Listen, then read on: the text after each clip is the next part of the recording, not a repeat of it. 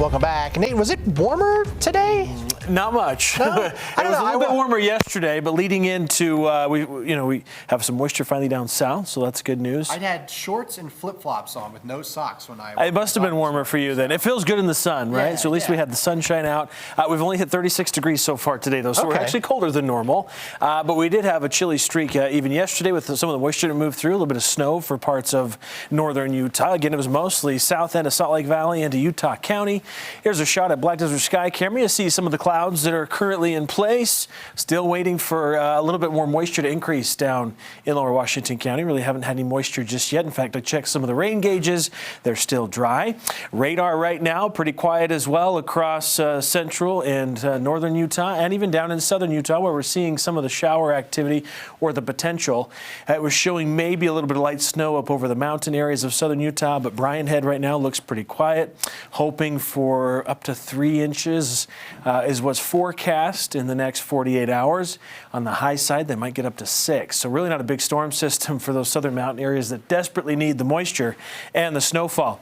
A quiet evening across Ensign Peak. You see some of the Building Valley haze. We have just a little bit of high cloud cover still visible down mainly to the south of us. Mentioned our temperatures today. We've been 36 so far, 33 in Logan, so just above freezing, mid-30s in Provo.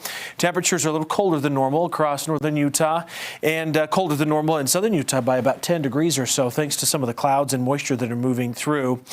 We will see a pretty quiet start continue into the work week for northern Utah with a slow warm up. We're expecting more wintry weather to continue down in southern Utah. A chance of rain, snow showers continuing until Tuesday, so we should see clearing midweek. And then we're tracking what could be potential for more rain and snow this weekend. We'll kind of walk you through some of the timing, what we're expecting to see. Here's upper level futurecast. So we actually have a trough of low pressure, which has essentially closed itself off from the main jet stream. You can see that here. It will start its trek eastward as we get into early in the week.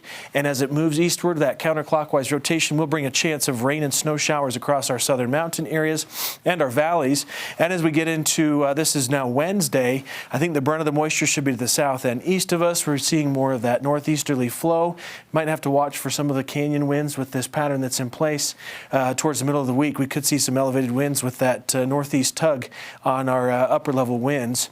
Otherwise, high pressure starts to build back in. We'll see some warmer conditions as we get into Thursday, Friday, and another storm system that's likely approaching as we get into this weekend. Now, not all models are agreeing on a weekend storm. Some hold it off until middle of next week, so we'll be watching this weekend forecast, see if the pattern changes.